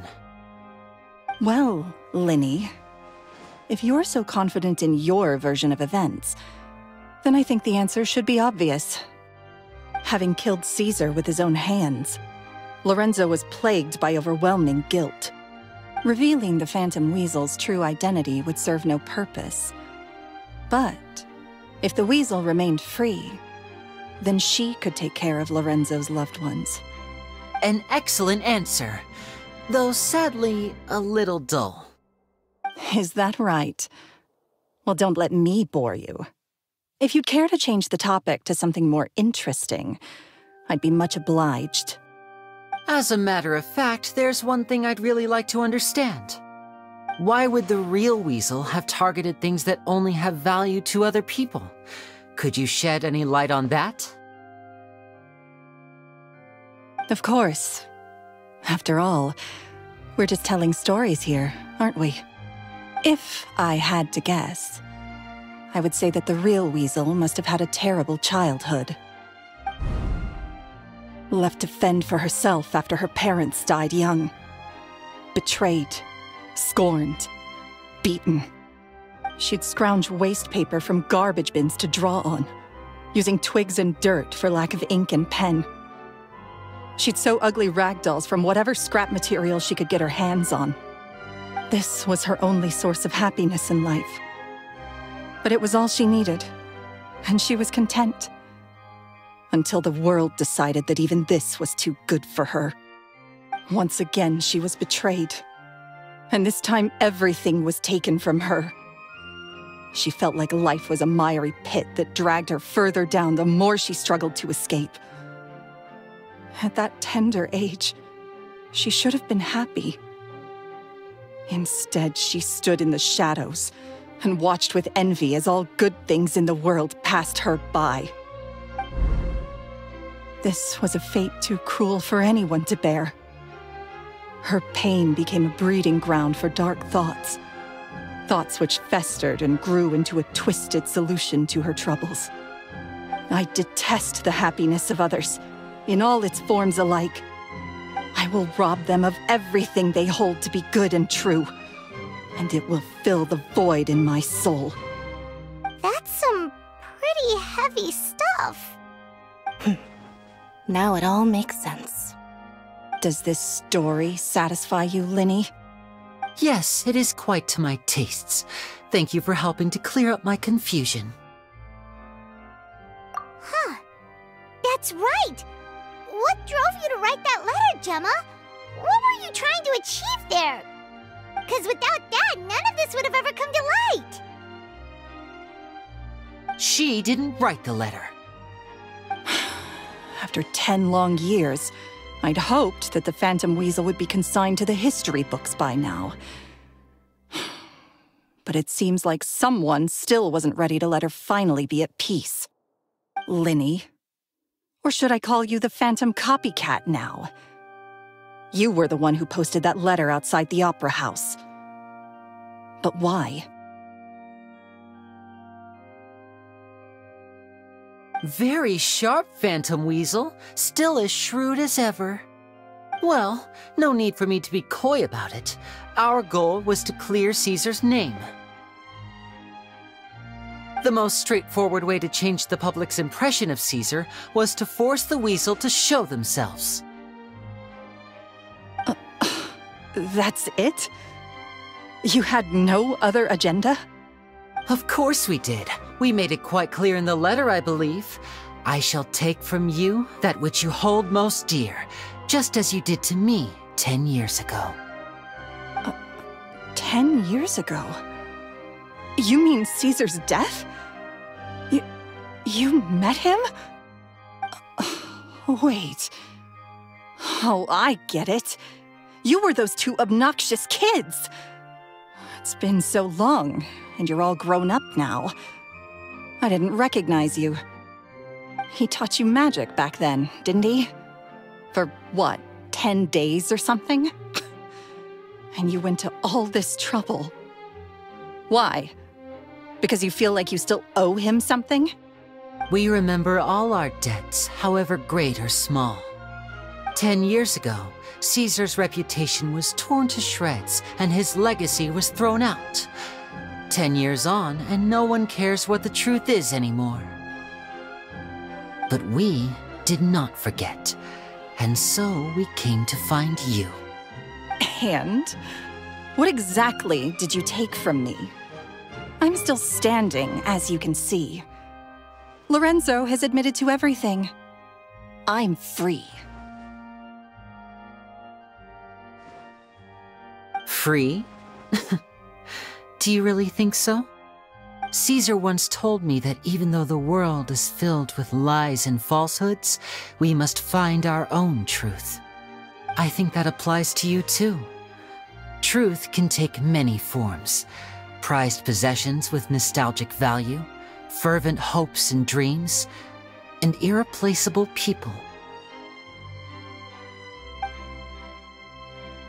Life took many things from you, and those wounds never healed. When they ached unbearably in the dead of night, stealing became your way of numbing the pain. What are you trying to say? I'm saying that for the last 10 years, you've been living a rather uneventful life. Perhaps that's because you found something other than a life of crime to fill the hole? Back to Lorenzo for a second. He murdered his own master, played along with your act, and took pains to make sure any suspicion would be directed towards him. But what did he have to gain from all that? He knew who you were and the things you'd done, and despite that, he was willing to give everything up for your sake. He's the reason that you haven't felt the compulsion to steal in all these years. You're more than just accomplices in murder. You're the only real friends each other has.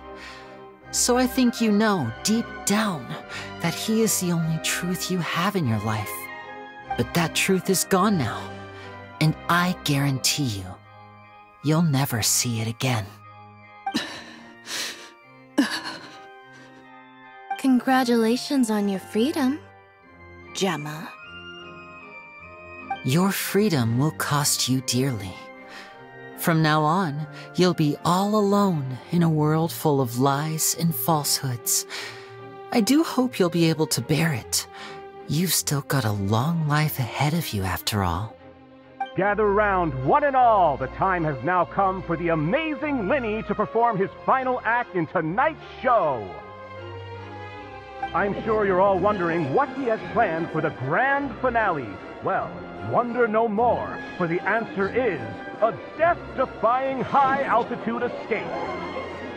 A high-altitude escape? I'm sure you all remember the magician Caesar. This was the very trick that led to his fatal fall, after which he was dubbed the Phantom Weasel. But we have now learned that Caesar was wrongly accused, and that the real Weasel has now confessed to their crimes. Guess that's my cue to leave.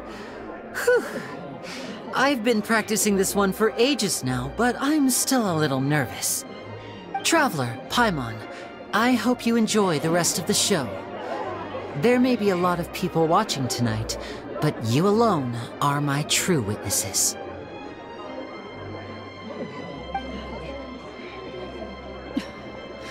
Lyney, wait. You two hid a lot from Caesar.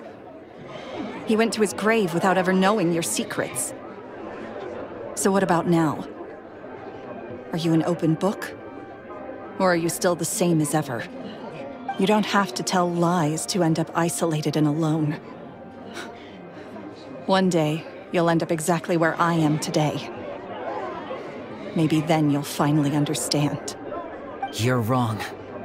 I'm nothing like you.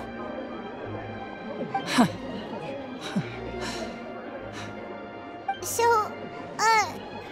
what are we, doing now? Like Lyney said, when you're ready, let's head outside and watch the show. But what about Gemma? She'll figure out what's best for her soon enough. Oh, and if you'd like to see Lyney after the show, you know where he'll be. The usual haunt. All right. Well, let's go and watch Lyney's finale then. This trick's a pretty dangerous one, but he should be able to pull it off, right?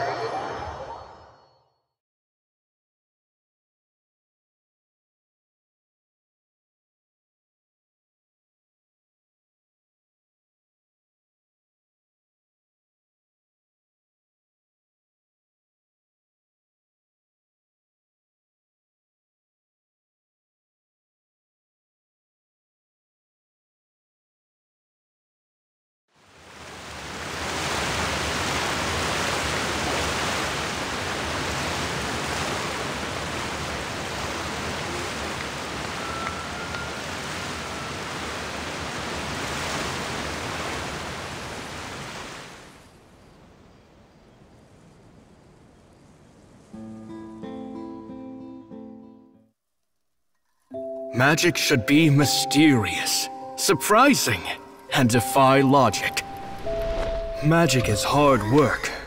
Every single movement has to be practiced thousands of times. It's alright. We're used to that.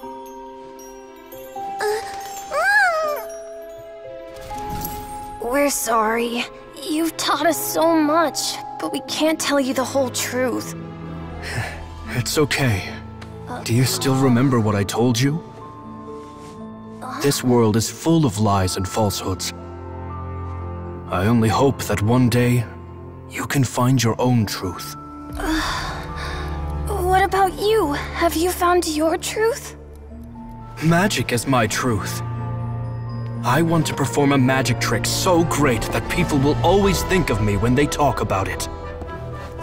For a magician, what greater honor could there be? Look! Behold! Lyney is sealed inside the box. Will he manage to escape? 10 years ago, Caesar attempted this very trick, and it was at this precise moment that... Lyney! Watch out!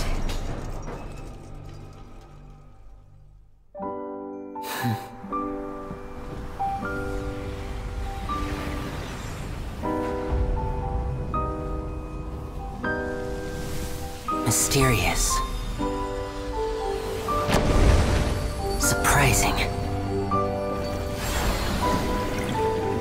And logic-defying. Isn't that right?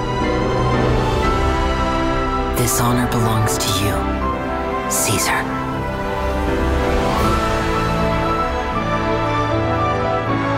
I'm just sorry it's a little late.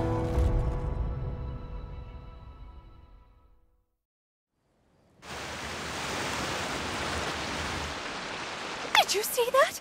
1 minute he was falling, and the next, he turned into flowers. How could he possibly have done that? How mysterious. I didn't blink once. He just vanished, right in front of my eyes. What a heart-stopping magic show. This was really worth the trip. Caesar's name has finally been cleared, and Fontaine's new star magician Lyney has fulfilled a wish on his behalf. Oh, I couldn't ask for a better grand finale.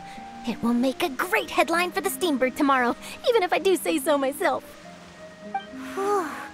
Looks like everyone really loved Lyney's grand finale. Paimon doesn't see Lyney anywhere. Where'd he go? Oh, Lynette said he'd be waiting for us at the usual hunt. But, where is that? Oh, you mean the one where Caesar's buried? Yeah, that's probably it. This whole magic show kinda seemed like Lyney's way of saying goodbye to Caesar. So it makes sense that that's where he'd be afterward. Alright, let's go look for him there.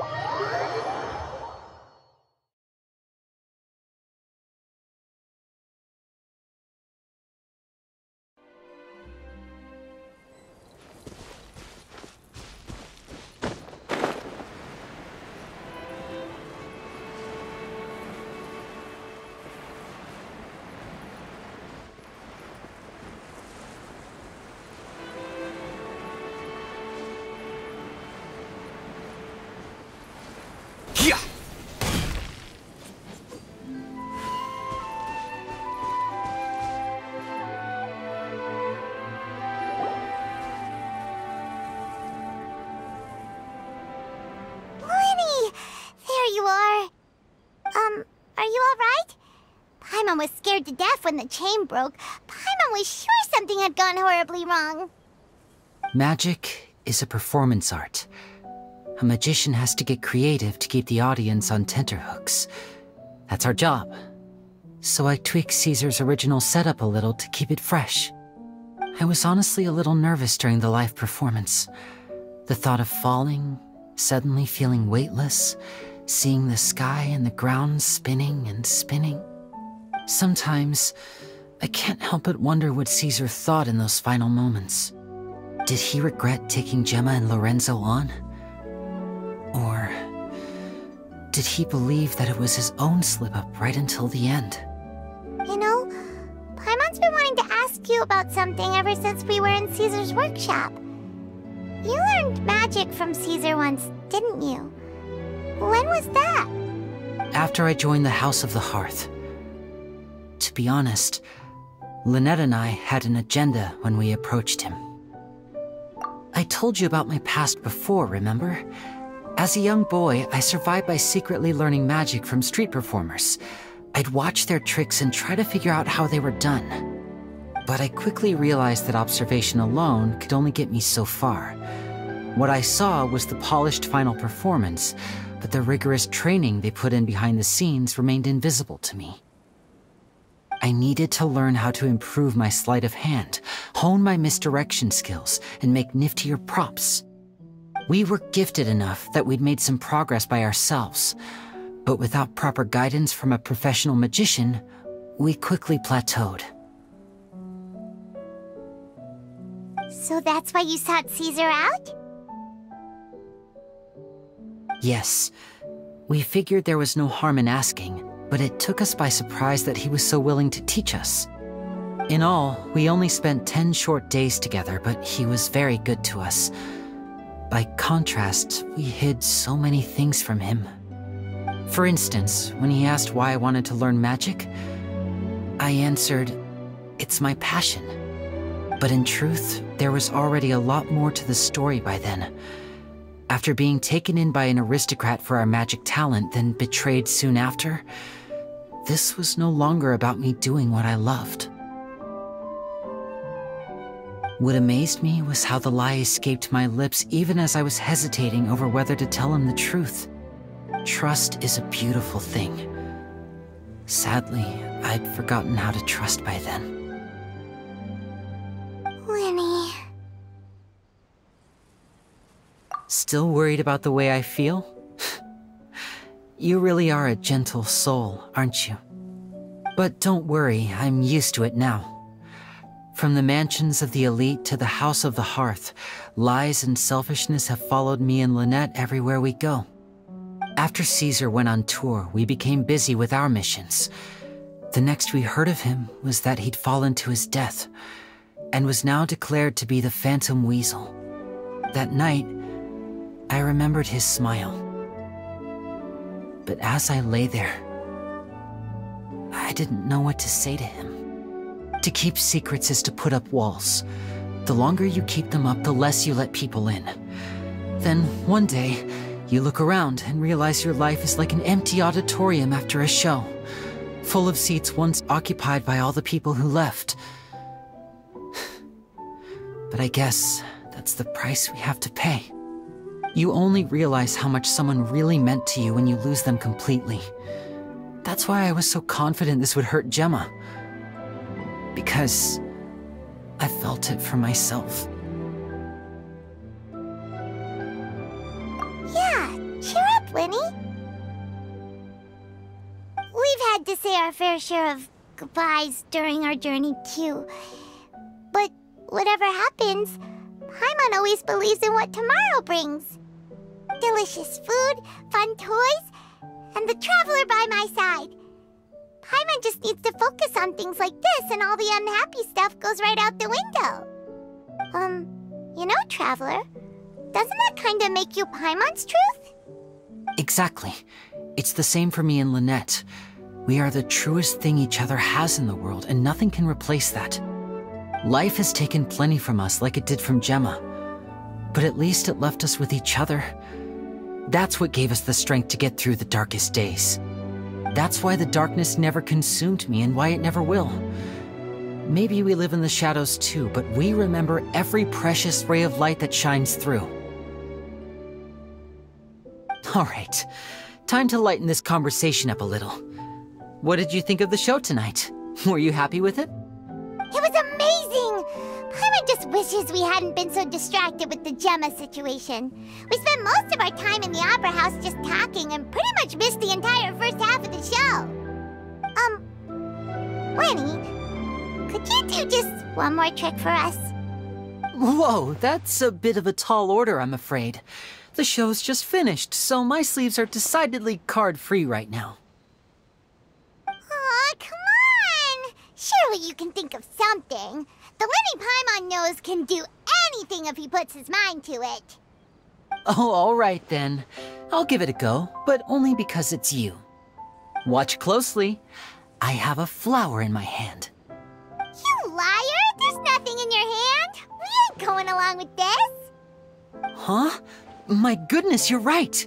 But I could have sworn I brought one here with me. Okay, try this. Count down with me. 3, 2, 1. 3, 2, 1.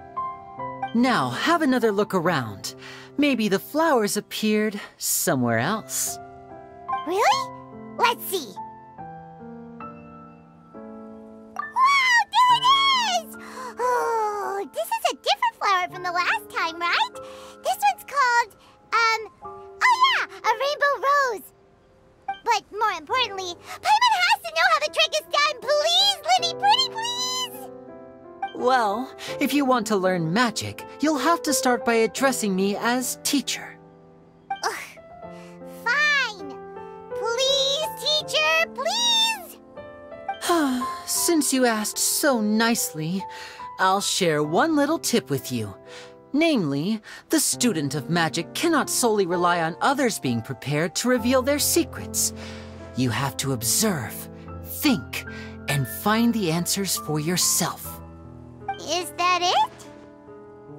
Look at the time. We shouldn't linger here too long. Thanks again for coming to see my show.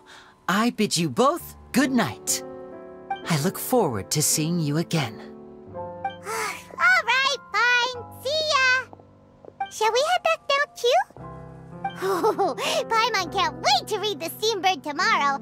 Paimon bets Lyney and Caesar will be plastered all over it. Let's head to the Steambird's offices tomorrow morning and see what we can find out.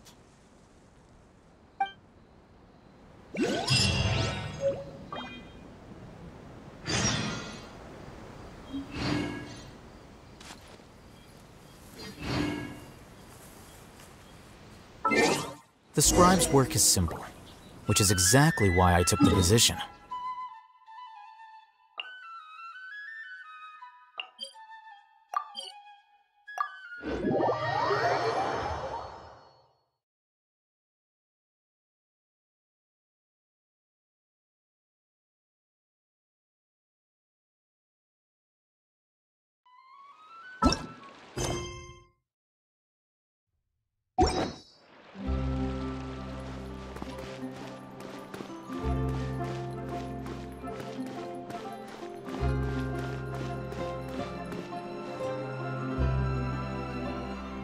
I'm very sorry, Charlotte, but my sister and I are quite busy today. I'm afraid we'll have to decline this interview. Oh, please, Lyney, I'll only take a moment of your time, if you would be so kind. Huh? What's happening here? I spent all night writing my piece about the Phantom Weasel, and it was going to go to print this morning.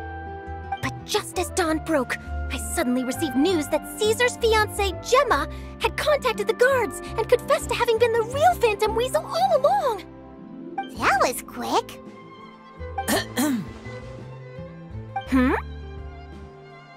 Too late, bro. That was quick, you say? It sounds like I've got some catching up to do. Please, fill me in. Whoops. Aha! My instincts did not lead me astray. You do have something to hide. Gemma turning herself in must have something to do with Lyney's performance last night. Maybe watching my high-altitude escape trick reminded her of a better time with Caesar, and she could no longer ignore the voice of her conscience. Huh. Okay, then. Wait, no, there must be more to it. If that's all it took for her to have a change of heart, how did it take her 10 whole years? Well...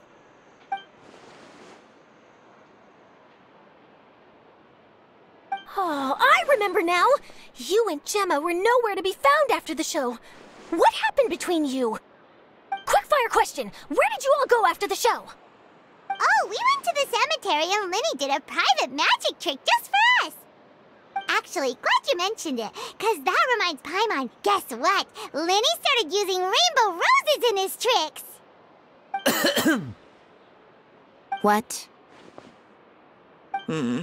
I don't recall ever having received a rainbow rose from you myself. Is this supposed to mean that they're more important to you than your own sister?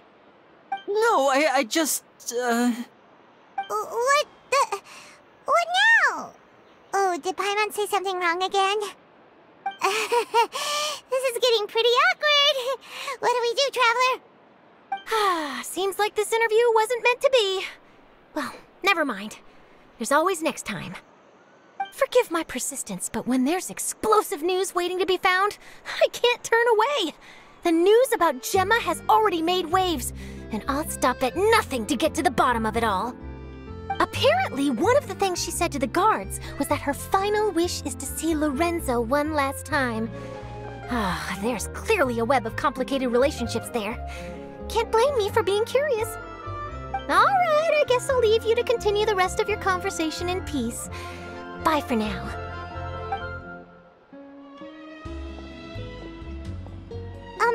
Lynette? Paimon didn't mean to... Don't worry, I wasn't angry. I was just trying to distract her. Oh, really? Oh, thank goodness. You scared Paimon there. Phew. You and me both, Paimon. You and me both. At least it did the job, right? Please, take good care of that rainbow rose. I'd be really upset if you lost it.